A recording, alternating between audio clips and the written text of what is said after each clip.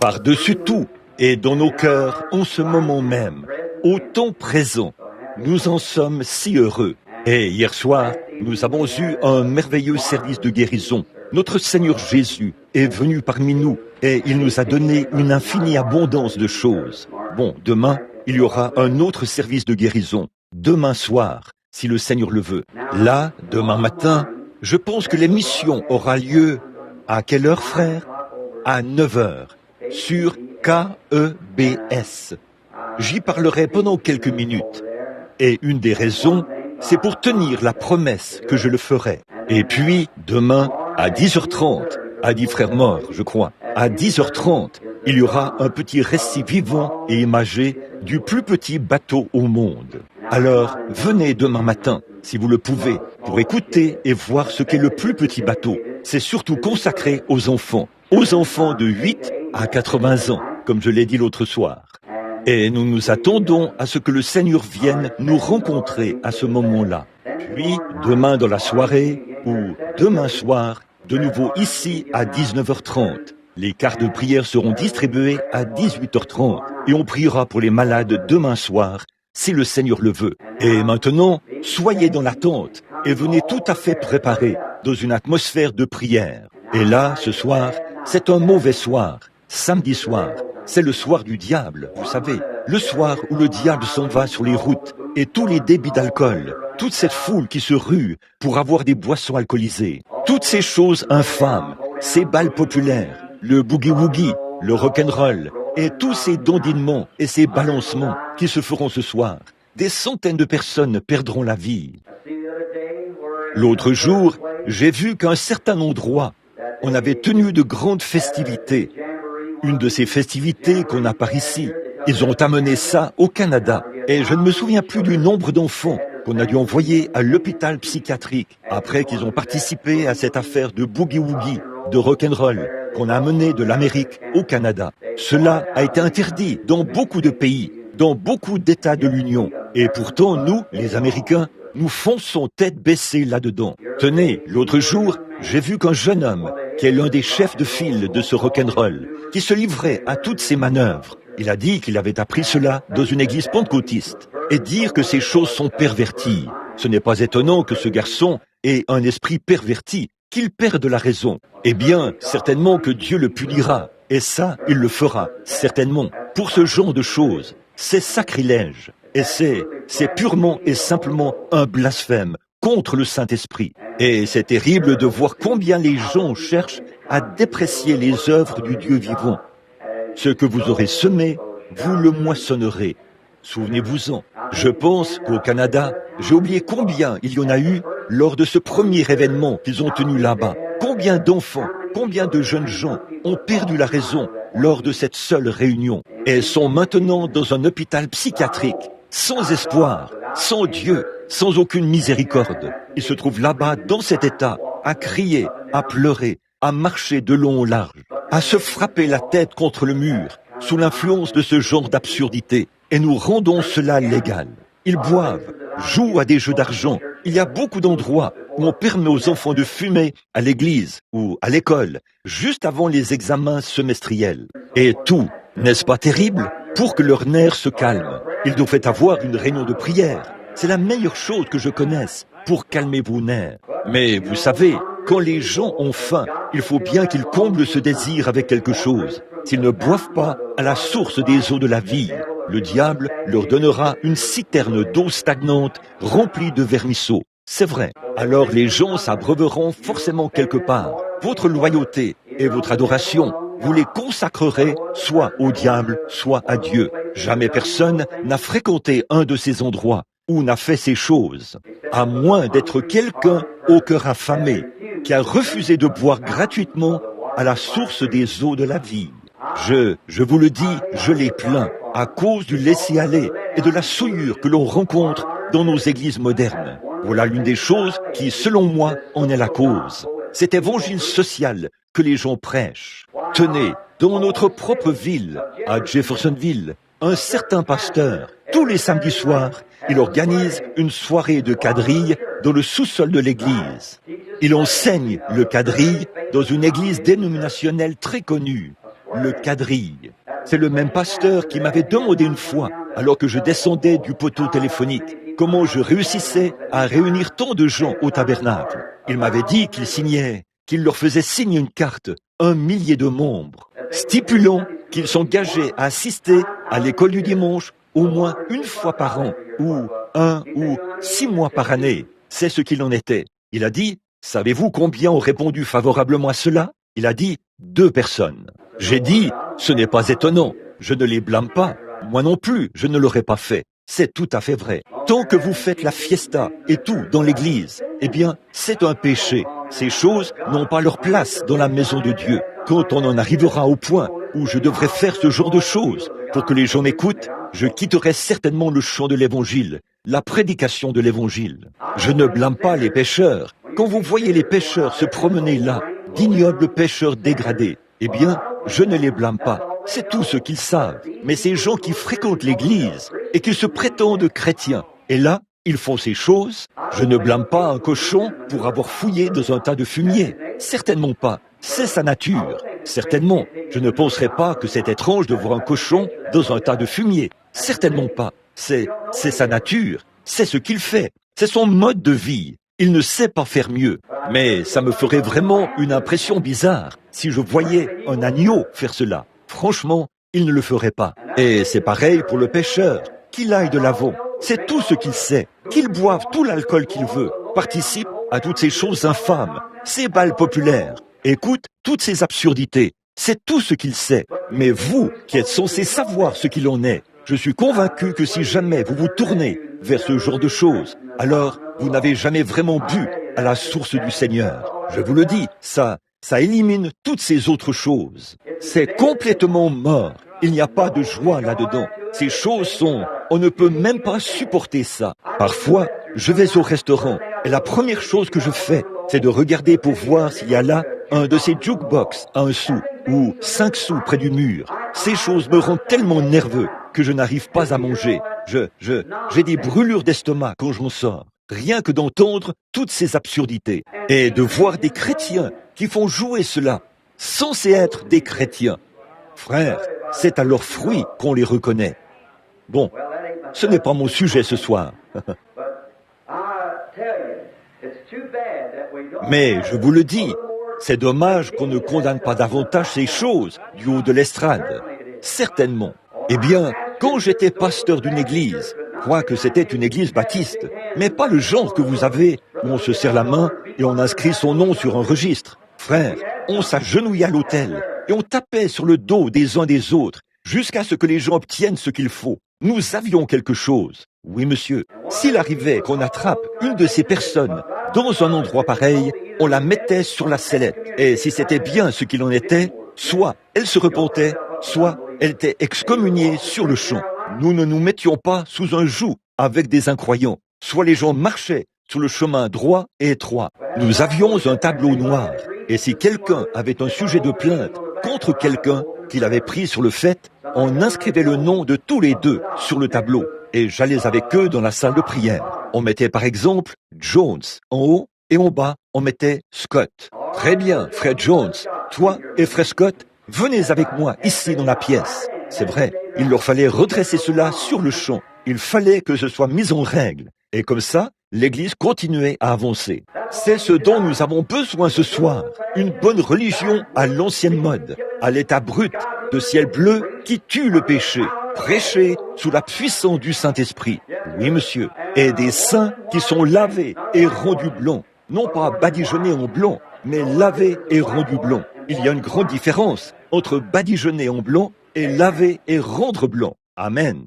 Bon, maintenant, souvenez-vous des réunions. Que le Seigneur nous bénisse, alors que nous ouvrons sa parole pour y lire juste quelques passages de l'Écriture, et ensuite, je vais vous parler de la parole. Que chacun ait de la révérence, et soit en prière, en croyant de tout son cœur. Et je me demande ce soir, des gens me parlaient d'un petit bébé, le dernier cas pour lequel on a prié hier soir. Ce petit s'était mis à pleurer, en quelque sorte. Ce bébé est-il ici ce soir? S'il se trouve que ce petit est ici, j'aimerais qu'il monte ici sur l'estrade, juste un instant, s'il est là. Je suppose qu'il venait peut-être de l'extérieur de... Je ne sais pas, Ces choses-là me gardent. On est à demi conscient. C'est mon fils qui m'en a parlé lorsqu'on sortait. Il a dit, papa, c'était vraiment merveilleux. Il a dit, un petit garçon est venu là, dans la ligne. Un petit. Je crois qu'il a dit qu'il louchait et qu'il avait une hernie ou quelque chose. Et il a ajouté, quand tu as pris cet enfant dans tes bras, je t'ai vu poser ta main à cet endroit-là et cela a disparu. Il a dit, et quand l'enfant a ouvert les yeux, alors que tu avais la main posée sur lui, a-t-il dit, j'ai remarqué que ses yeux étaient parfaitement redressés. Et il a dit, tu as essayé de l'amener à regarder l'auditoire. Et je me demandais s'il était ici ce soir, s'il était revenu. Et nous remercions le Seigneur pour sa guérison. Eh bien, le Seigneur peut guérir toutes sortes de maladies, si nous pouvons croire qu'il peut le faire. Je le sais, et je l'ai vu faire tant de choses, que je crois vraiment que tout ce que nous lui demandons, nous l'obtenons. C'est vrai, c'est de cette manière que nous devons croire cela. Et maintenant, nous avons confiance que le Seigneur bénira. Maintenant, ce vieux livre béni est le livre de tous les livres. Et il n'y en a qu'un seul qui puisse correctement interpréter ce livre.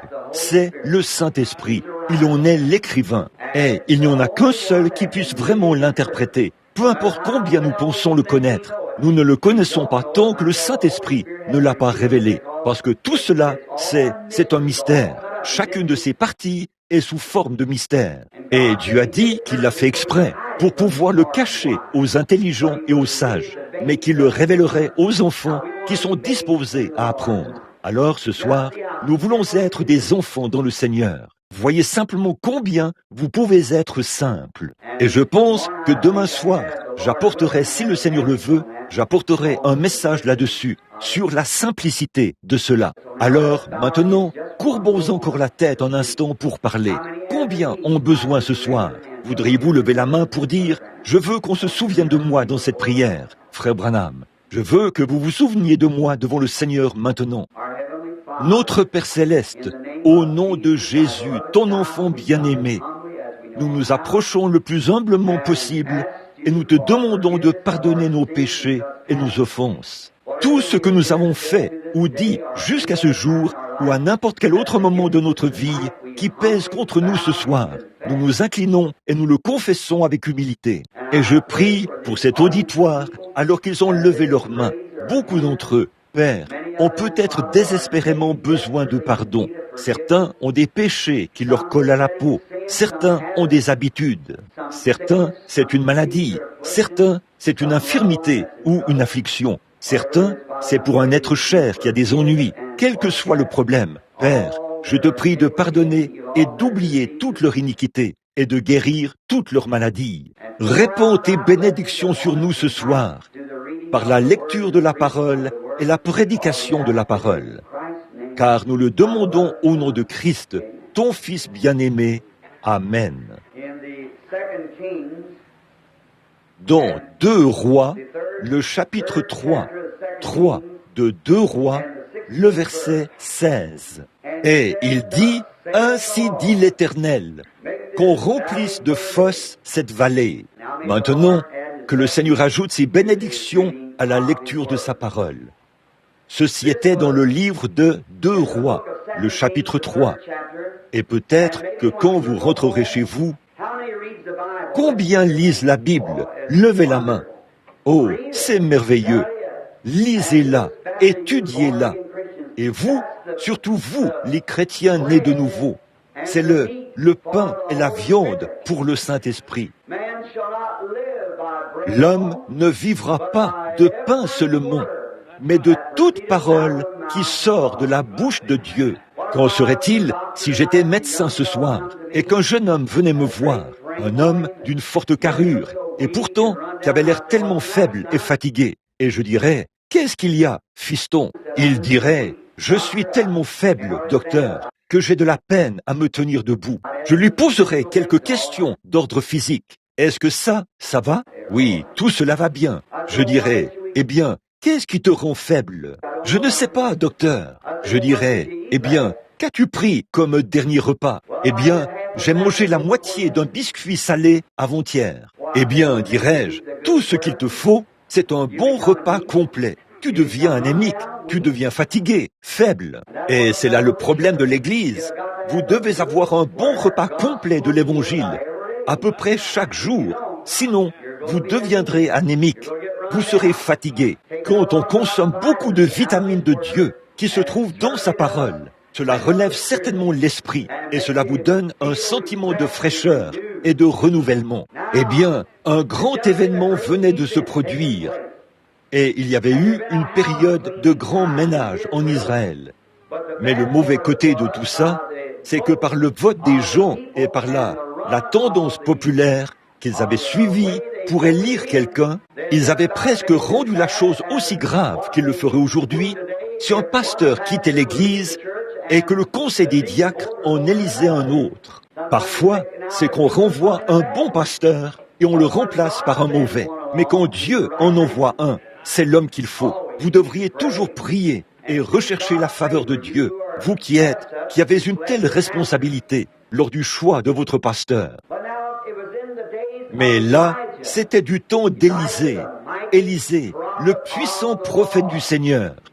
Ô Dieu, que ferions-nous si nous n'avions pas dans le monde des hommes de Dieu qui se tiennent à la brèche et essaient d'intercéder pour les gens et qui ont assez de cran pour dire aux gens, ou pas assez de cran, mais assez de grâce pour dire aux gens ce qui est bien et ce qui est mal, ce qui constitue la grande partie de la difficulté ou du problème aujourd'hui, c'est que l'homme, dans un sens, je ne condamne pas mes frères, certainement pas.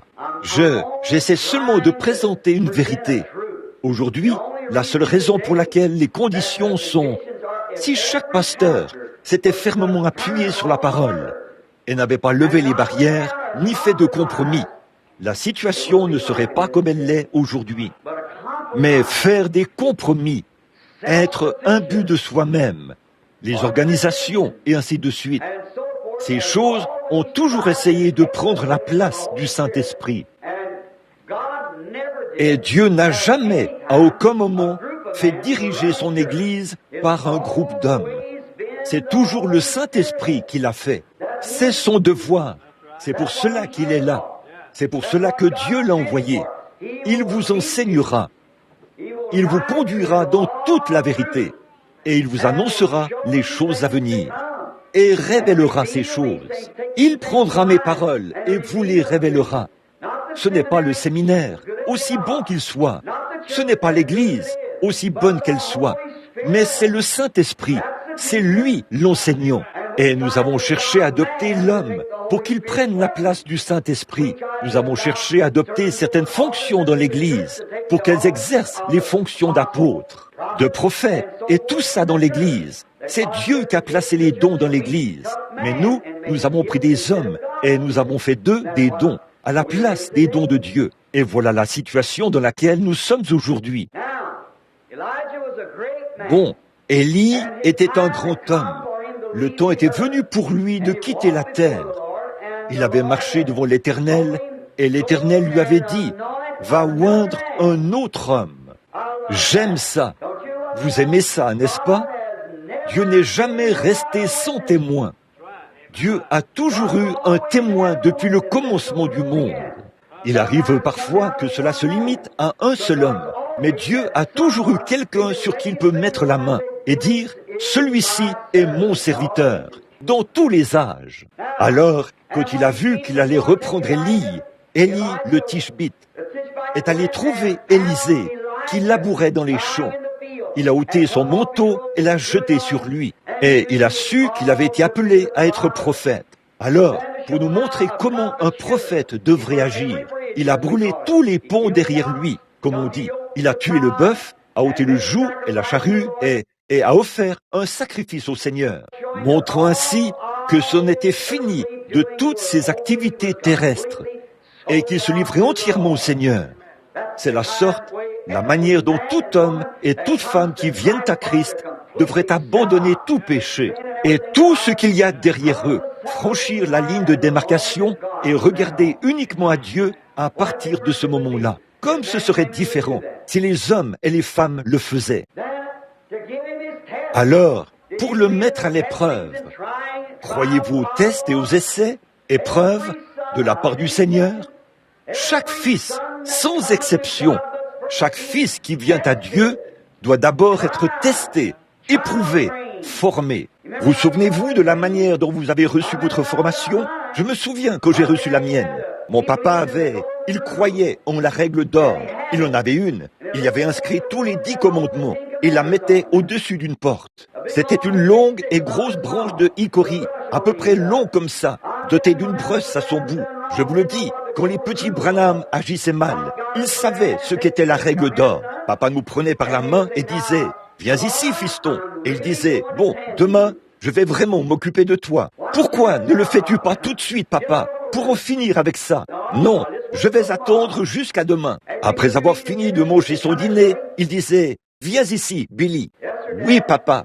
Assieds-toi un instant. Il sortait son couteau et se mettait à tailler quelque chose. Eh bien, tu aurais dû être plus raisonnable, n'est-ce pas? Oh, j'aurais vraiment préféré qu'il me fouette. Qu'on en finisse. Il disait, mais tu aurais dû être plus raisonnable, n'est-ce pas?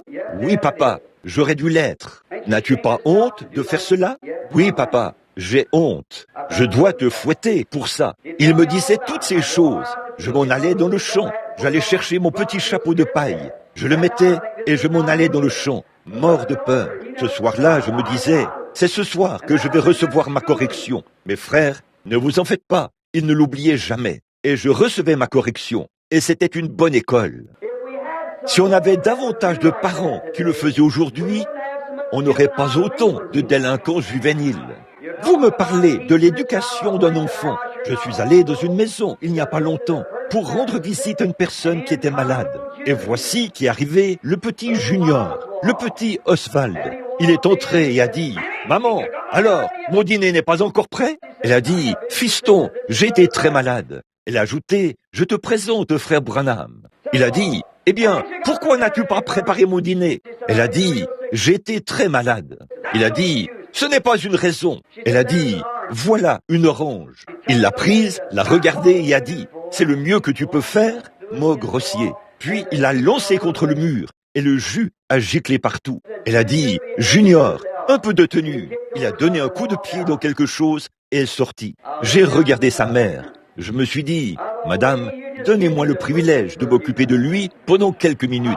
Je vais lui faire penser différemment la prochaine fois qu'il entrera dans la maison. » Oh, combien nous avons levé les barrières. Vous essayez vous êtes trop gentil avec les enfants de nos jours. C'est vrai, vous les dorlotez. Vous ne pouvez pas aller au-delà de la Bible. La Bible dit, si vous ménagez la verge, vous gâtez votre enfant. Et c'est vrai, papa avait l'habitude de prendre la bonne vieille baguette de fusil. Je ne sais pas si vous savez de quoi il s'agit ou pas. C'est ce qu'on utilisait pour charger l'arme à chargement par le canon. Oui, le refouloir. C'est ça, frère. C'est avec ça que j'étais instruit. Oh, il ne me laissait m'en tirer sans la correction. Il est dans la tombe ce soir. Quand je le regardais, alors qu'il était étendu là, et qu'on voyait ses mèches de cheveux noirs, légèrement grisâtres, autour de sa tête, j'ai repensé à chacune d'elles, et j'ai apprécié chaque correction que j'ai reçue. J'aurais dû en avoir le double. C'est vrai, il est mon papa, et je l'aime, parce qu'il a essayé de m'amener à avoir une bonne conduite. Il était déterminé à ce que j'ai une bonne conduite. Et là, certains d'entre vous parlent de l'illettrisme des montagnards qui vivent là-bas dans le Kentucky, de ces vieilles grand-mamans avec leurs longs bonnets et tout. Vous savez quoi? Elles pourraient enseigner à certains d'entre vous, les citadins, comment bien se conduire. C'est vrai, votre petite Marthe Anne rentre à la maison tard le soir, le visage couvert de saleté, à moitié ivre, tirant sur une cigarette dont elle laisse sortir la fumée par le nez. Elle tape du pied et crie après vous. Qu'elle fasse cela devant l'une de ces vieilles mamans du Kentucky. Une fois, elle va arracher une branche de hickory, mon gars, ou prendre quelque chose, ou une latte de baril. Et quand elle aura terminé, elle saura qui est maman dans cette maison. Si on le faisait, on n'aurait pas autant de mauvais hommes, garçons et filles dans le monde ce soir. Que l'un d'eux s'étende là, avec ces espèces de vêtements indécents que vous permettez à vos enfants de porter là dehors. Ces espèces de petits shorts, ou le nom que vous donnez à ça, qu'ils le fassent une seule fois. Vous verrez à quel point elles sont illettrées. Elle la frapperait au point que son corps serait tellement couvert d'échymose qu'elle ne serait plus capable de rentrer dans ses vêtements. C'est ce qu'il faut faire ce soir, c'est vrai. Et certains de ces prédicateurs efféminés se tiennent derrière la chair et permettent à leur chorale de chanter. Et ces gens sortent ensuite, dans l'après-midi, et s'étendent en portant ces choses. Honte à vous! Et vous prétendez être un homme de Dieu? vous avez un os de poulet et non une colonne vertébrale. Si vous aviez le Saint-Esprit, il vous ferait agir différemment et parler différemment, et il vous ferait appeler les choses par leur nom. Noir, c'est noir, et blond, c'est blond. Oui, monsieur, mais le problème, c'est que, oh là là, vous êtes tellement efféminé de toute façon, petite poule mouillée, pourquoi ne pas avoir une colonne vertébrale? Recevoir le Saint-Esprit. Jean-Baptiste a été le premier à recevoir le Saint-Esprit. Il est allé directement devant le vieil Hérode et lui a dit, « Il ne t'est pas permis d'avoir la femme de ton frère. » Frère, c'est ce que fait un homme rempli du Saint-Esprit. Quand il voit quelque chose qui est mal, il dit que c'est mal. C'est vrai, certainement. Et Élie était ce genre d'homme-là. Et quand Élisée a reconnu qu'il allait prendre sa place, Élie l'a mis à l'épreuve. Il a dit, « Reste ici, car je m'en vais dans une autre ville. » Et Élisée savait qu'il devait garder ses yeux sur lui. Il était inspiré. Il a dit, « L'Éternel est vivant et ton âme ne mourra jamais. Je ne te quitterai point. » Et ils ont poursuivi leur chemin jusqu'à ce que vienne finalement la dernière épreuve et qu'ils aient traversé le Jourdain. Il a dit, « Maintenant, que puis-je faire pour toi ?» Il a dit qu'il vienne sur moi une double portion de ton esprit. Or ça paraît étrange, que l'esprit d'un homme vienne sur un autre homme. Je veux une double portion de ton esprit. Il a dit, tu demandes une chose difficile, mais si tu me vois pendant que je m'en irai, tu l'auras. Alors, ils ont continué à marcher, et au bout d'un moment, les chars de feu et les chevaux de feu sont descendus. Et Élie est monté sur le char. Il a ôté son manteau et l'a laissé tomber vers Élisée. Celui-ci l'a revêtu et il s'est avancé vers le fleuve avec une double portion de l'esprit d'Élie.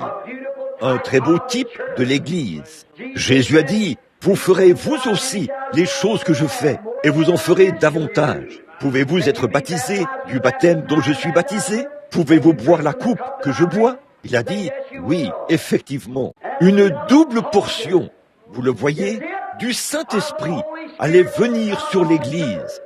Et le double de ce que Jésus avait fait allait être fait par l'Église. Oh, où est la foi de l'Église ce soir, qui a peur, retirée dans sa carapace comme une tortue, qui se cache? Maintenant, écoutez, tout ce qu'il vous faut faire, c'est sortir de là. Remarquez, après cela, quand il s'est avancé là, il s'est mis à accomplir des miracles. L'un d'eux en a fait 8, Élie, et Élisée en a fait 16. Une double portion de l'esprit était sur lui. Entre-temps, le vieux roi Akab était mort, parce que le prophète lui avait dit comment serait sa fin. Et sa petite femme, au visage fardé, était morte. Elle aussi, et les chiens l'avaient dévorée, comme l'avait déclaré la parole du Seigneur. Elle haïssait ce prédicateur plus que tout, parce qu'il lui parlait toujours de ses péchés. Comment aurait-il pu être honnête et sincère avec Dieu et ne pas le lui dire? Dieu lui avait dit qu'il allait la donner en pâture aux chiens, et elle n'est devenue rien d'autre que de la pâtée pour chiens. Et donc, peu importe combien ses jolies lèvres maquillées ressemblaient à un bouton de rose, quand elle les remuait, le brave Jéhu a dit « Jetez-la par la fenêtre ». Son regard aguicheur n'avait aucune emprise sur lui. C'était un homme de Dieu. Il a dit « Jetez-la par la fenêtre ». Et les chiens l'ont dévoré dans la rue. C'est vrai. Donc, quand ils s'en sont choisis un autre, ils ont désigné Joram, qui était son fils et son fils à elle. Or, on ne peut pas s'attendre à grand-chose qui soit issu d'un mariage comme celui-là. Ainsi donc, nous voyons que quand Joram a accédé au trône, il était un croyant frontalier, juste un demi-croyant tiède.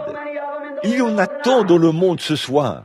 Joram hissait simplement ses voiles, et quelle que soit la direction dans laquelle le vent soufflait, c'est dans cette direction que Joram allait. C'est là le problème de l'Église ce soir. Ils ont hissé leurs voiles pour se diriger vers toutes les formes de doctrine.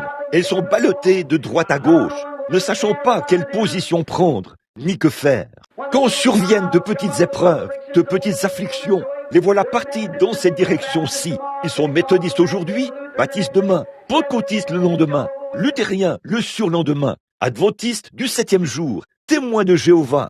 Ils ne savent pas quelle position prendre. Ils sont ballottés, frontaliers, Vous transportez la lettre de votre église d'un endroit à l'autre. À quoi cela vous sert-il? De toute façon, il vaut mieux la déposer au ciel. C'est là qu'on reconnaîtra cela.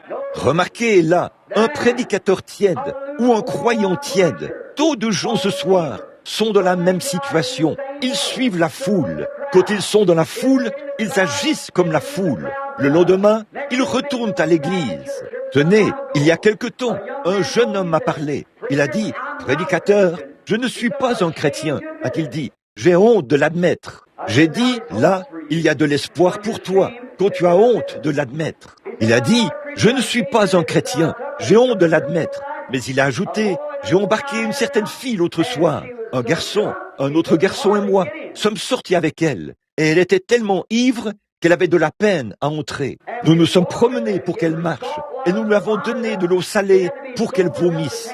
Il fallait qu'elle soit suffisamment sobre pour aller à l'église le lendemain matin. Et elle a dit, « Si vous m'attendez jusqu'à ce que je sorte, que je trouve une autre bouteille, nous partirons de nouveau. » Et elle chantait dans la chorale. Sa sœur enseignait l'école du dimanche, et elle ne valait pas mieux. Ce n'est pas étonnant que nous ayons une bande d'incroyants, de sceptiques, de demi-croyants, de soi-disant croyants et tout le reste. L'Église a besoin d'un réveil du Saint-Esprit à l'ancienne mode, envoyé par Dieu, et de prédicateurs qui montent aux chairs et dénoncent ces choses. C'est vrai que la juste colère de Dieu descende par une prédication à l'ancienne mode, au sujet de l'enfer, de feu et de soufre. C'est dommage qu'ils s'en soient tirés à bon compte et qu'ils aient édulcoré la chose. Quand le Saint-Esprit a quitté cet homme, il ne savait pas faire mieux. Ce qu'il nous faut, c'est le retour du Saint-Esprit. Oui, monsieur. Donc, ils sont frontaliers. Tenez, il y a quelque temps, il y avait dans notre ville une jeune femme pour qui tout le monde avait beaucoup d'estime. Il y avait une jeune fille qui fréquentait une certaine église là-bas. Elle avait de longs cheveux qu'elle coiffait en arrière, tellement lissés que son visage était presque aussi lisse qu'un oignon pelé, je suppose. Mais elle était vraiment une authentique chrétienne née de nouveau. Alors, il y avait cette autre fille qui fréquentait une certaine église moderne là-bas. Elle l'a rencontrée dans la rue et lui a dit « Rose, sais-tu quoi ?» Elle a dit « Tu serais une jolie fille si seulement tu utilisais un peu de ceci et un peu de cela. Et si tu portais ce type de vêtements aussi. Et ce type de vêtements-là. » Elle a dit, je porte exactement ce que je veux porter. Amen. Oh, comme elle lui a parlé. Elle a dit, le problème, c'est cet homme. Mon prédicateur, pasteur, Billy, que vous avez là-bas.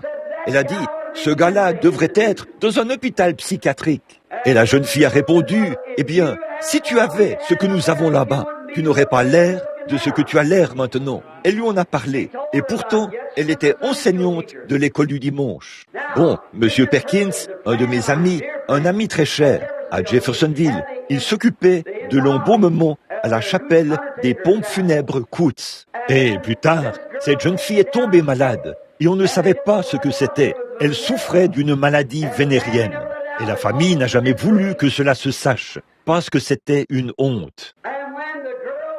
Et quand cette jeune fille a été alitée à cause de cette maladie et qu'elle se mourait, elle a demandé au pasteur et à l'église de venir lui chanter des cantiques. Et pendant qu'elle chantait là-bas, qu'il chantait, la mort a frappé à sa porte. Si jamais il y a un temps où on se met en règle avec Dieu, ou qu'on essaye de le faire, c'est quand la mort s'installe vraiment en vous. Et quand la mort a frappé à sa porte, le pasteur, elle s'est un peu mise à hurler. Elle a dit, « Je suis perdu !» Et le pasteur a dit, « Voyons, tu ne peux pas agir comme ça. » Il a dit, « Tu sais que tu es sauvé. Je suis perdu !» Il a appelé le médecin pour qu'il vienne lui faire une piqûre au bras. Et elle a dit au pasteur, elle a dit, « Espèce d'imposteur !»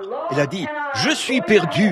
Je vais en enfer. Et vous en êtes la cause. » Et elle a dit, « Faites venir Rose Mahoney le plus vite possible et amenez-la ici pour qu'elle prie pour moi. » Mais ils n'ont pas pu aller chercher la jeune fille. Elle était déjà morte. Et quand M. Perkins me parlait, il a dit, « Billy, pendant que j'extrayais le liquide de cette jeune fille, nous avons constaté que j'ai commencé à sentir cette odeur, qu'elle avait trop de liquide pour le corps qu'elle avait. Alors, il nous a fallu procéder à un examen. Et là, ils ont vu qu'elle était trouée de partout. à cause de cette maladie vénérienne qui l'avait rongée, et elle était tondue là, morte. Oh là là! Et toute cette honte était due au fait qu'un prédicateur rétrograde lui avait dit que la claquette et toutes les autres absurdités qui accompagnent une vie de pécheur rétrograde, c'était en ordre. Voilà ce qui en était la cause. Et elle lui a craché ça au visage au moment de sa mort. Et que fera-t-elle là-bas, où ils devront se tenir dans la présence de Dieu et rendre compte de tout ce qu'ils ont fait? Et Dieu redemandera l'âme de cette jeune fille à ce prédicateur. Certainement, c'est vrai. Oh frères, ce dont nous avons besoin dans l'Église aujourd'hui, c'est d'un réveil. Levez-vous, sortez de votre sommeil, secouez-vous et prenez conscience du jour où nous vivons. Eh bien, il n'y a pas longtemps, quand cela s'est produit, on retrouve encore cela dans les rapports à Jeffersonville, la manière dont cette jeune fille a perdu la vie. Là, des frontaliers tièdes, ils essayent de donner l'impression que tout va bien. C'est comme ça qu'était ce Joram, un prédicateur frontalier. Et lui, peu importe ce que le peuple, s'il voulait faire ceci, eh bien, d'accord. S'il voulait faire cela, d'accord. Et pourtant, il prétendait être un chrétien ou un croyant. Et voilà que tout à coup, Moab s'est rebellé contre Israël. Alors, il a demandé de l'aide. Or, le roi de Juda, c'était Josaphat. Et Josaphat était un homme juste. Là, je veux vous faire remarquer combien, avec un peu de persuasion, il est parfois facile pour un chrétien de se retrouver en mauvaise compagnie, du fait qu'il essaie de faire preuve de compassion. Eh bien, je vous le dis, je vais simplement aller à la salle de billard.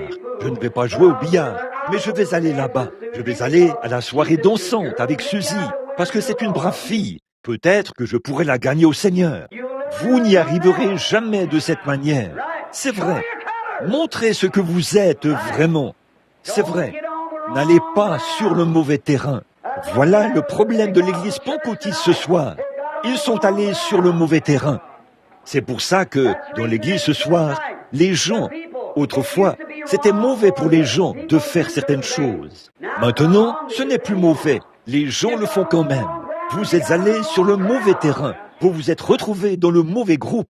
Montrez-moi qui vous côtoyez. Je vous dirai qui vous êtes. Faites-moi entrer dans votre maison, que je vois ce qui est posé sur la table, que je vois ce qui est inscrit dans votre Bible, que je vois si vous n'avez là que des magazines à potins, que j'entende le genre de musique que vous écoutez à la radio, que je vois quel genre de photos vous avez dans votre maison. Je vous dirai de quelle étoffe vous êtes fait. Oui, monsieur, c'est de ces choses que votre âme se nourrit. Quel que soit votre témoignage, vos fruits démontrent ce que vous êtes. C'est vrai. Oh, c'est la vérité. Votre âme se nourrit de quelque chose. Et le trait caractéristique de votre âme, c'est ce qui se manifestera. C'est pour ça que Jésus a dit, vous les reconnaîtrez à leurs fruits. Vous vous êtes grandement appuyé sur ceci en disant, j'ai parlé en langue, j'ai le Saint-Esprit. Si votre vie ne correspond pas à cela, alors vous ne l'avez pas. Vous avez soit le diable, soit la chair. Je parle aux pentecôtistes. Alors vous, les baptistes, vous devriez jubiler un peu. Et vous aussi, les presbytériens. Certainement, c'est vrai. Eh bien, peu m'importe de quel signe il s'agit. Il se peut que vous ayez versé des larmes comme un crocodile et que vous ayez gémi au banc des pénitents. Cela ne signifie pas que vous êtes sauvés. Votre vie démontre ce que vous êtes. Si vous avez déjà entendu un bouc bêler, un bouc et une brebis, c'est presque la même chose. Et j'ai entendu des boucs crier quand ils agissent comme des brebis. Il faut être un vrai berger pour les différencier. Vous entendez un bouc pousser des cris. Ça sonne exactement comme une brebis. Mais un berger reconnaît la voix. C'est vrai. Bon, mais quelque chose s'est passé. Et nous voyons que ce Josaphat, il a eu toutes sortes d'émotions avant de prier à ce sujet. Avant de vous couper les cheveux, sœur, vous êtes-vous agenouillé pour prier au sujet de cela et pour voir ce que le Seigneur a dit à ce sujet? Avant de porter ces espèces de petits vêtements scandaleux et indécents que vous portez, vous êtes-vous agenouillé pour prier et dire « Ô Seigneur » et demander au Seigneur ce que vous devez faire à ce sujet? Et il ne vous a pas condamné? J'ai bien peur que vous ne l'ayez pas fait. avant de prier, vous aviez déjà décidé ce que vous alliez faire. C'est vrai, comme je l'ai dit l'autre soir, êtes-vous disposé à laisser Dieu vous dépouiller de ces choses et vous enlever tous vos droits? Vous dites, ce sont mes droits, je suis américain, je fais ce que je veux. C'est vrai, mais êtes-vous prêt à les abandonner au profit du royaume de Dieu? Si vous êtes un agneau, vous l'êtes. Si vous êtes un bouc, vous ne le serez pas. Alors, c'est ça. Donc, il se peut que vous béliez et que vous criez et que vous agissiez comme ça. Il se peut que vous mangiez la même herbe que le bouc et la brebis. Et il n'y a pas longtemps, tout là-bas, en Orient, j'ai vu un berger. Et il faisait paître des brebis, des boucs, des ânes et des chameaux dans le même pâturage. Je lui ai demandé, un berger, qu'est-ce que c'est? Il a dit, un berger, c'est quelqu'un qui fait paître. Il a dit, c'est comme ce que vous appelez en Amérique un cow-boy. Et j'ai dit, eh bien, alors, comment se fait-il qu'il fasse paître les boucs et tout? Il a dit, c'est normal. Oh, et je dis, je vois.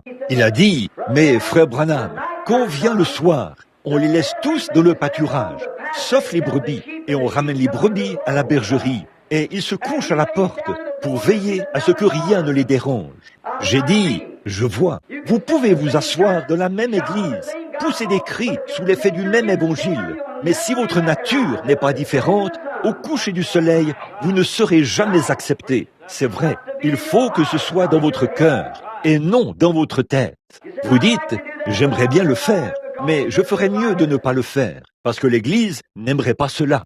Ce que l'Église dit ne compte pas, c'est ce que Dieu dit, ce que votre conscience dit, ce que le Saint-Esprit dit en vous. C'est vrai, il a dit, si vous aimez le monde ou les choses du monde, l'amour de Dieu n'est même pas en vous.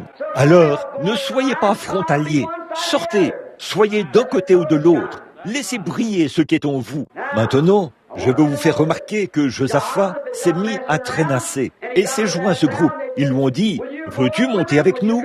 Veux-tu venir adhérer à notre église? Il s'est dit, eh bien, je suppose que je ferais bien d'adhérer à cette association. J'imagine que c'est en ordre. J'ai été un homme un peu indépendant ici. Peut-être que si j'adhérais à l'association, je serais dans une meilleure situation. J'aurais alors de la communion avec Israël, là, et avec tous ces autres hommes par ici. Si peut-être j'adhérais tout simplement à l'association. Parfois, on commet une erreur en faisant cela. Je n'ai rien contre les associations, mais restez simplement tel que vous êtes avec Dieu. Alors, bien vite, il est allé là-bas. Et au bout d'un moment, eh bien, il a dit, veux-tu aller avec moi au combat? Il a répondu, certainement. Nous sommes tous des chrétiens de toute façon. Nous sommes tous des croyants de toute façon. Mais il voulait être quelqu'un qui se mêle aux autres. Et c'est ce que le monde recherche aujourd'hui. Des gens qui se mêlent aux autres. Mais Dieu veut des gens qui se séparent. Vous savez, il y a quelque temps, j'ai appris qu'une église du nord de l'Indiana était en train de se choisir en pasteur. Et tout le groupe, presque à 100%, a élu à l'unanimité un gars à cause de son apparence. C'était un très grand et beau jeune homme. Et j'ai demandé à une vieille grand-mère, j'ai dit, comment avez-vous voté dans cette affaire? Je les ai vus donner une Bible à ce frère ce jour-là, quand ils l'ont fait venir à l'église et qu'ils lui ont donné le privilège d'être leur pasteur. Et j'ai dit, oh, a-t-elle dit, il était un si beau garçon. J'ai dit, mais ce n'est pas tout, sœur. L'enjeu, c'est, qu'est-ce qu'il prêche? De quoi nourrit-il les gens? Est-ce qu'il vous nourrit d'une sorte de petit programme de loisirs? Est-ce qu'il parle des roses, des fleurs, ou de qui sera le prochain président, ou d'un match de baseball, ou d'un rassemblement où on fait frire du poisson ou de fête? Ou prêche-t-il la parole de Dieu? Et s'appuie-t-il fermement sur cela? Oui, monsieur. Et une jeune fille, je lui ai demandé, eh bien, qu'en est-il de vous? Et elle m'a donné son prétexte à ce sujet. Mais regardez, c'est comme ça que les gens votent. Ils votent selon ce qu'ils voient. Une fois, il fallait faire un choix pour savoir qui prendrait la place de Saül, là-bas en Israël. Et Saül dépassait d'une tête toute son armée. Alors, même le prophète a pris la corne d'huile et est allé chez Isaïe pour oindre l'un de ses fils, pour qu'il devienne roi. Le Seigneur lui avait dit de le faire, mais il avait dit, moins que celui que j'appellerai. Et là, ils lui ont présenté le plus grand, le plus âgé, un grand gaillard de plus de 2 mètres. On a dit, Oh, n'est-ce pas qu'il aura de la prestance, debout derrière la chaire, en portant ses vêtements qui lui vont à merveille, et des choses de ce genre. C'est ce que l'Amérique veut aujourd'hui. Le pentecôtisme, nous y voilà, soyez prêts. Le pentecôtisme est bourré d'évangélisation à la Hollywood. Eh bien, à Louisville, dans le Kentucky, un groupe de gens est venu il n'y a pas longtemps. Et je suis allé là-bas, dans ce centre de réveil, pour que mon âme soit bien nourrie. Et quand je suis arrivé là-bas, il y avait une femme sur l'estrade, avec de grosses boucles d'oreilles qui pendaient. Et elle portait ses vêtements. On aurait dit qu'elle avait été versée là-dedans. Elle était là à courir d'un bout à l'autre de l'allée, en criant « Alléluia! Qui donnera le prochain $50 » Et je n'avais jamais entendu une telle chose. Et leur musique ressemblait à une espèce de rock'n'roll, de boogie-woogie. Cela a sa place, mais pas sur l'estrade. Amen. Je me suis dit, j'ai presque pensé que le bâtiment allait peut-être s'effondrer. Alors, je suis sorti. De voir combien les gens sont éloignés. Ne pensez pas que parce que vous êtes pentecôtiste, Dieu vous fera entrer sur la base de ce nom. Il ne le fera pas. Vous devez posséder l'article, frère. C'est vrai. Remarquez, il était là, à se joindre et à s'associer aux incroyants. Alors, ils ont prévu une marche de 7 jours. Ils sont allés dans le désert pour combattre contre les rois de Moab. Et quand ils sont arrivés là-bas, ils ont constaté qu'ils n'avaient plus d'eau. Leur approvisionnement en eau était coupé. Et les choses tournent mal quand l'eau est coupée. Le saviez-vous? Eh bien, dans les services publics, si vous ne payez pas votre facture, ils vont vous couper l'eau et vous allez être à sec dans la maison. Et c'est là le problème du peuple de Dieu ce soir. Ils n'ont pas payé le prix et Dieu a coupé l'eau. C'est tout. Vous savez, là-bas dans le désert, allez dans n'importe quel désert que vous voulez. C'est pour cela que certains d'entre vous, les membres des églises du plein évangile, et ainsi de suite, ne croient pas à la guérison divine. Votre eau a été coupée. C'est vrai. Là-bas dans le désert, vous dites, du plein évangile? Le pire traitement que j'ai jamais subi, c'est celui d'un pasteur pentecôtiste qui était contre la guérison divine. Je lui avais demandé si je pouvais louer des sièges chez lui. J'avais une grande réunion dans cette ville, et comme une certaine église parrainait cela, il a dit, « Quiconque croit à la guérison divine, je ne le laisserai même pas s'asseoir sur mes sièges. » C'était un pentecôtiste, certainement, c'est vrai, à portée de fusil, ou presque, de l'endroit où vous êtes assis ce soir. C'est vrai. Ce serait un peu plus loin que ça, je suppose. C'est à environ 300 kilomètres. Mais écoutez, ce seraient les gros canons avec lesquels on tire aujourd'hui. Mais remarquez, c'est ce qu'il a dit, et il ne voulait pas me permettre de les louer. Et les gens ont dû rester debout. Mais nous avons quand même tenu la réunion. Mais là, remarquez, c'est pour ça que là-bas, dans le désert, tout ce que vous rencontrez dans le désert a des épines. Peu m'importe que ce soit une petite feuille ou quoi que ce soit d'autre. Ne touchez pas à ça, parce qu'il y a une épine là-dessus. Vous savez, ce qui fait ça, c'est parce qu'elle n'a pas reçu d'eau. Là où il n'y a pas d'eau, des épines se forment. Là où il y a de l'eau, la même plante se ramollit et produit des feuilles. Et c'est là le problème de l'Église. C'est la raison pour laquelle il y a tant de disputes. Je suis unitaire, je suis des assemblées, je suis ceci, et je suis cette autre chose. Je fais partie de l'Église de Dieu. C'est nous qui avons le bon groupe. Cela, c'est un perchoir à buse là-bas. Ceci, c'est cela et autre chose. Oh, nous ne croyons pas à ça. Nous croyons qu'on peut danser comme ceci. Nous croyons à ceci et nous faisons ceci. La libération des femmes. Oh, nous allons faire ceci. Oh là là, qu'est-ce qu'il y a? Votre approvisionnement en eau est coupé. C'est vrai, c'est la vérité. Ils se sont donc aperçus qu'ils n'avaient pas d'eau. Et quand on n'a pas d'eau, on n'a pas de vie. Alors ils ont dit, qu'est-ce que nous pouvons faire à ce sujet? Nous allons commencer une réunion de prière. Ce n'est pas le bon moment, là, de la commencer. Ils ne savaient pas ces choses. Vous auriez dû prier avant de partir. C'est ce que vous faites avec les enfants, avant de les exposer à tous ces différents styles et à toutes ces choses. Vous devriez prier à ce sujet. Voilà ce qui ne va pas chez nous ce soir. Maintenant, remarquez, après qu'il est arrivé là-bas, des hommes du roi d'Israël sont finalement arrivés. Et on dit, eh bien, savez-vous quoi? Il y a un homme qui vit ici même. Il s'appelle Élisée. Il versait l'eau sur les mains d'Élie. Autrement dit, Ses fréquentations étaient assez bonnes. Il avait de bons rapports avec un vrai prophète. Qui se ressemble, s'assemble.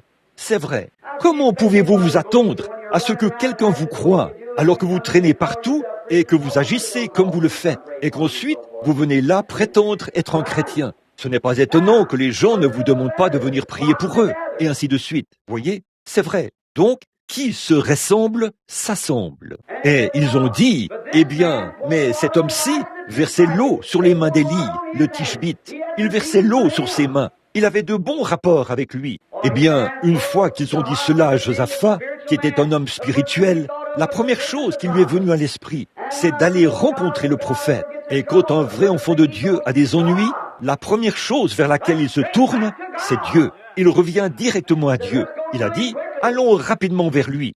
Donc, ils sont allés là-bas en char et se sont arrêtés devant la maison. Élisée était peut-être à l'intérieur en train de lire les Écritures. Et quand ils sont tous arrivés devant la maison, le roi, eh bien, ils sont entrés chez lui et ont dit, qu'allons-nous faire?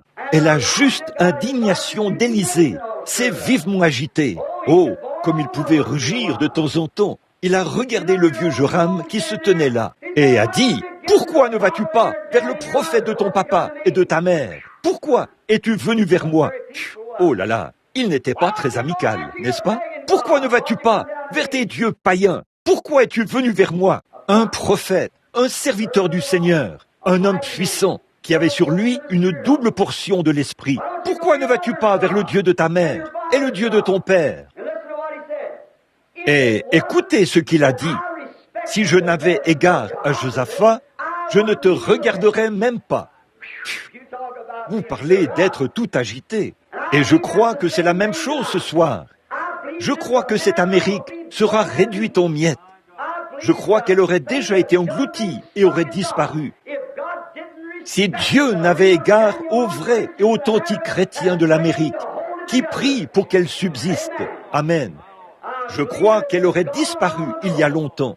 Je crois que les Japonais l'auraient prise, ou une autre nation, si Dieu n'avait égard aux prières honnêtes et sincères des enfants de Dieu nés de nouveau.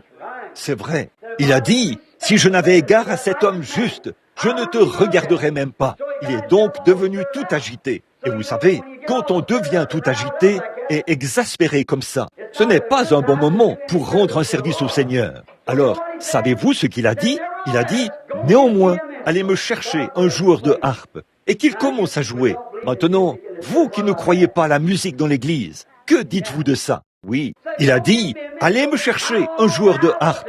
Je suis très exaspéré aujourd'hui. Ma juste indignation est en ébullition. Ce gars vient ici. Ce prédicateur frontalier se présente ici. Alors qu'il conduit mal les enfants là-bas et qu'il fait ça. Oh, comme je pourrais lui tomber dessus. Il a dit, il me faut avoir une vision maintenant. Alors, amenez-moi un joueur de harpe.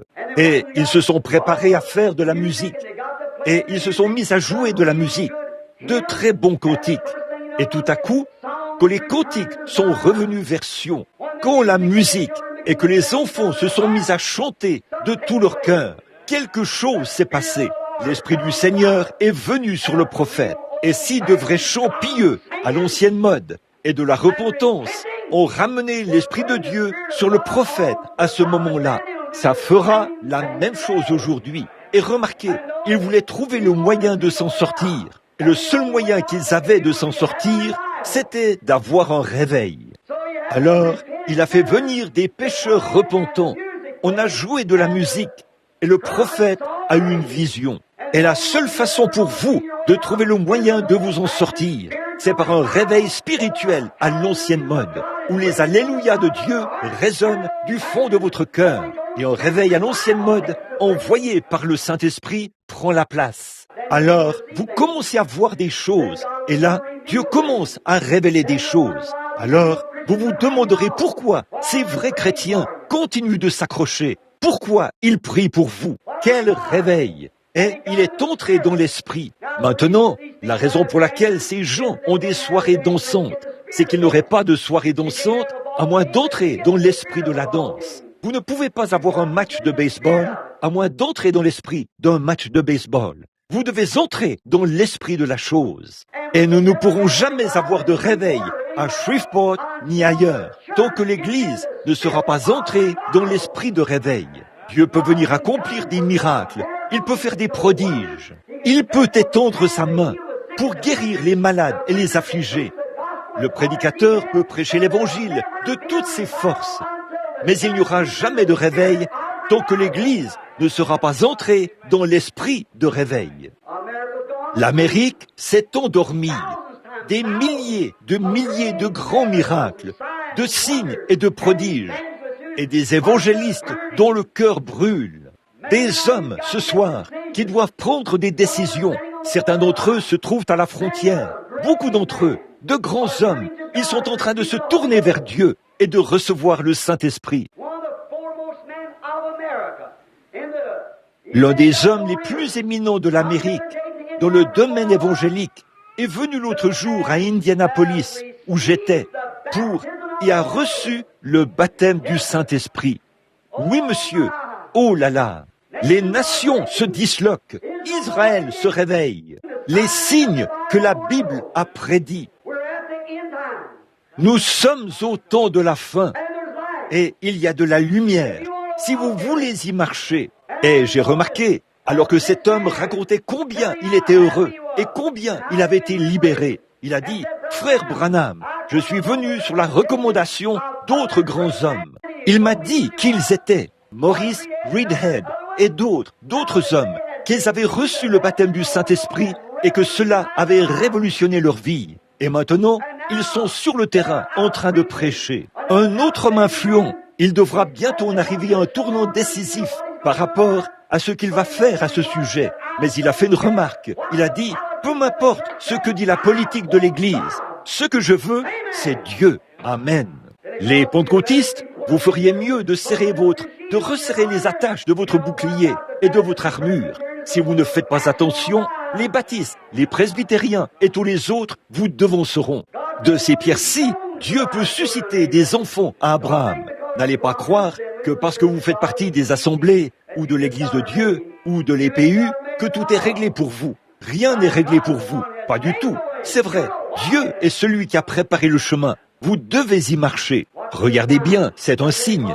Les pentecôtistes organisent des rassemblements aux dates anniversaires. Ils disent, oh, n'est-ce pas merveilleux? Oh là là. Oh maman, nous ne pouvons plus avoir ce péché ici. Nous devons prier jusqu'à exaucement. Tout le monde est là à prier jusqu'à exaucement. Et voilà qu'ils observent cela pendant un moment. Puis ils disent, oh, eh bien, je pense que c'est en ordre. Dieu accomplit quelque chose. Vous dites, oui, nous avons un réveil. Oh là là. Puis viennent les baptistes, les presbytériens, les nazaréens, les pèlerins de la sainteté, et les autres qui arrivent et qui voient le baptême du Saint-Esprit. Ils entrent et saisissent la chose comme ça, aussi vite qu'ils le peuvent. Certainement. Des pierres. Dieu peut susciter des enfants à Abraham. Si vous n'y marchez pas, Dieu se détournera et le donnera à quelqu'un d'autre. C'est tout à fait vrai. De grandes choses sont en train de se produire en ce moment même. Amen. Alors il a dit, maintenant, j'ai une vision. J'ai trouvé le moyen de s'en sortir. Je sais ce qu'il faut faire. Et je vous le dis, frère, aujourd'hui l'Église n'a pas la vision. Sinon les gens auraient prié davantage. Et ils seraient plus spirituels qu'ils le sont. À moins qu'il y ait une vision. À moins que quelqu'un puisse voir la vision. Voir la venue du Seigneur. Voir les choses que nous traversons. Voir toutes ces choses que Dieu a prédites comme devant arriver dans les derniers jours. Et nous voici en train de les vivre. Au lieu de lire la Bible, nous lisons des histoires d'amour. Au lieu de lire cela, nous lisons toutes les autres choses. Nous devrions être en train de lire la Bible de Dieu et être à genoux, à prier constamment pour que Dieu nous vienne en aide. Avoir un réveil dans notre âme et crier au Seigneur. Mais nous ne le faisons pas. Maintenant, remarquez, et là, quand il a dit qu'il avait trouvé comment le moyen de s'en sortir, maintenant a-t-il dit, la première chose que je veux que vous fassiez, c'est d'aller là-bas et de remplir cette vallée de fosses. Creusez de toutes vos forces, car ainsi dit le Seigneur, vous n'apercevrez point de vent, il n'y aura point de pluie, mais cette vallée sera remplie d'eau. Plus il y aura de fosses, plus il y aura d'eau. Qu'est-ce qu'il a vu? Il a eu une vision de ce rocher spirituel que Moïse avait déjà frappé et auquel il avait parlé. Il venait de parler à ce rocher et il était prêt à déverser l'eau en abondance quand des fosses seraient creusées pour qu'elle puisse y couler. Et je dis que ce même rocher frappé, ce soir, est ici et il répondra un réveil du Saint-Esprit à l'ancienne mode qui démolira Shreveport. Si vous tous, vous vous mettez à creuser, à ôter toutes les difficultés, si vous creusez et que vous cognez contre quelque chose, les canettes de bière qui sont dans la glacière, jetez-les dehors, faites place au Saint-Esprit. Chaque fois que vous vous heurtez à un obstacle, jetez la chose dehors. Plus vous creuserez profondément, plus vous aurez d'eau. Alors, ce qu'il vous faut, c'est de préparer un moyen pour cela. Peu importe combien il y a de prédications, combien il y a de visions. Là, le sujet c'était, et l'élément principal, c'était de se préparer pour l'eau, de creuser les fosses. C'est ce que nous devons faire ce soir. C'est de préparer un moyen pour que le Saint-Esprit se déverse. Faites-le dans votre maison, faites-le dans votre église, faites-le en vous-même. Jetez dehors tout ce qui fait obstacle. Préparez-vous. Il va y avoir une source jaillissante. Si vous vous préparez pour cela, si vous ne vous préparez pas pour cela, vous ne la verrez jamais. Maintenant, c'est à l'église de le faire ce soir. Vous avez une belle tente ici. Vous avez de beaux bancs, des églises, des sièges. Vous avez des gens bien gentils. Vous avez de beaux chants. Nous avons un merveilleux sauveur. Mais prenez tout, rejetez tout péché qui vous enveloppe si facilement. Frère Branham, je ne fais rien. C'est peut-être ça qui ne va pas. C'est ça le problème. C'est davantage un péché de ne pas faire que ça l'est de faire. Quand on sait ce qu'il en est, c'est vrai, celui qui sait faire ce qui est bien et qui ne le fait pas commet un péché. Vous devez vous préparer. Ne rien faire, c'est la pire chose que vous puissiez faire. Ne rien faire à ce sujet. Vous, les gens du Sud, vous vous souvenez de votre histoire? Quand Grant était posté juste de l'autre côté de la rivière, et il avait un jeune homme là-bas qui faisait la garde, et les rebelles étaient de l'autre côté de la rivière. Et ce jeune homme qui marchait le long de la rivière avait un peu la tête ailleurs, en rêvant à sa petite chérie. Il a quitté son poste et est allé cueillir des violettes pour les envoyer à sa petite chérie. Il n'a pas fait exprès de mal agir. Il est allé là, et à ce moment-là, il y avait un espion de l'armée du Sud qui était prêt. Et ils sont arrivés sans se faire remarquer. Et ils ont regardé autour d'eux. Et il a vu que l'armée du Sud était 2 ou 3 fois plus nombreuse que celle du général Grant. Qu'est-ce qui s'est passé? Le jeune homme est revenu à son poste, sans savoir ce qui s'était passé. Mais l'espion s'était déjà rendu là. Et qu'est-il arrivé? Ils ont traversé la rivière à toute vitesse et ils les ont repoussés loin dans l'étang. Et ce jeune homme a été abattu 1 heure plus tard. Non pas parce qu'il n'avait pas d'objection à ce qu'il cueille les violettes. Ce n'était pas ce qu'il avait fait. C'était les choses qu'il n'avait pas faites. Il n'était pas resté à son poste. Il n'avait pas monté la garde à son poste comme il aurait dû le faire. Et il a tout gâché. Et ce soir, le Life Tabernacle a cette responsabilité, et d'autres tabernacles, et des églises à Shreveport, en Louisiane. Dieu est ici pour prendre cela d'assaut. Ce n'est pas ce que vous faites, c'est peut-être ce que vous ne faites pas. Faisons quelque chose à ce sujet. Creusons de tout notre cœur, afin que, lorsque ce jour du jugement viendra, nous puissions dire « Oh Dieu, j'ai vraiment fait de mon mieux, et tu le sais. Amen. » Quand nous faisons tout ce que nous pouvons, c'est tout ce qui est attendu de notre part. Remarquez, quand ils ont commencé à creuser, ils ont creusé et ont cogné contre des choses. Ils ont simplement jeté ça dehors. Ils ont creusé de grandes fosses. Le lendemain matin, l'ennemi a regardé en bas. Le soleil s'est levé et ça ressemblait à du sang. Ils ont dit, ils ont porté la main sur les uns les autres et ils se sont entretués. Alors, ils sont repartis et ils sont tombés dans une embuscade. Et il a dit, cela est peu de choses devant l'Éternel, d'envoyer son eau. Et ils sont entrés dans l'autre pays. Et ils ont bouché toutes les sources d'eau. Ils ont abattu tous les bons arbres. Ils ont vraiment eu un vrai réveil à l'ancienne mode. Et quand on en arrive au point où les gens qui aiment Dieu vont se donner corps et âme au réveil, en priant et en faisant tout le reste, et chercher la face de Dieu, et prier, et chercher Dieu, et implorer la miséricorde pendant les heures de la nuit, et amener les voisins au salut, et ainsi de suite. Je vous le dis, nous fermerons la bouche de tous les critiqueurs. Nous renverserons tout ce qui est formaliste. Et ils sauront forcément que Dieu a été dans le camp. C'est vrai, mes amis, Nous ne le ferons jamais tant que cette chose-là n'arrivera pas. Nous ne le pouvons pas. C'est la manière d'avoir un réveil.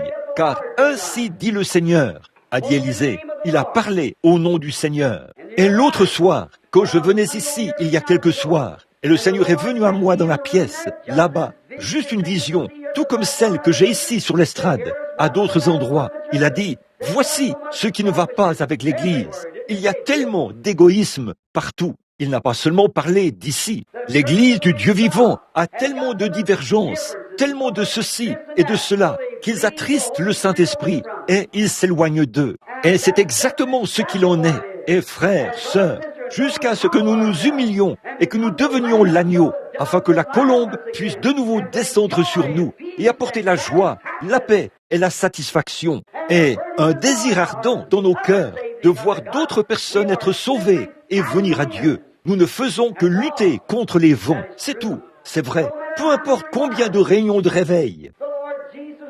Hier soir, le Seigneur Jésus se tenait ici sur l'estrade. Il a prouvé à chaque personne présente qu'il était vraiment ressuscité des morts, sans l'ombre d'un doute. Ce soir, il y a 200 ou 300 personnes de moins qu'hier soir. Qu'est-ce qui se passe? Le temps de la fin est arrivé, frères. Il est arrivé, sans l'ombre d'un doute. Les mêmes actes en Allemagne, en Suisse, en Afrique, partout dans les autres pays. La même chose se serait produite. Il y aurait eu 100 000 personnes là. Il y aurait eu au moins 20 ou 30 000 personnes qui seraient venues à Christ. Et le lendemain soir, il y en aurait eu le double. Qu'est-ce qu'il y a? Le Saint-Esprit s'est envolé loin de nous. Et elle est partie outre-mer, à la recherche d'agneaux en qui habiter. C'est vraiment exactement ce qui se passe.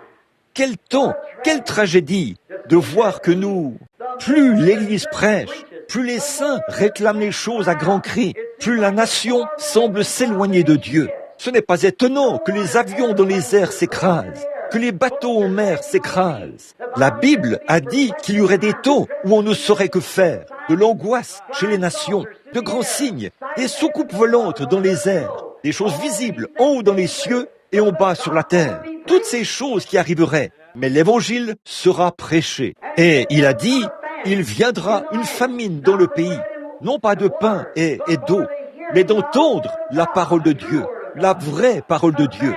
Une famine. Oh, quel jour que celui où nous vivons.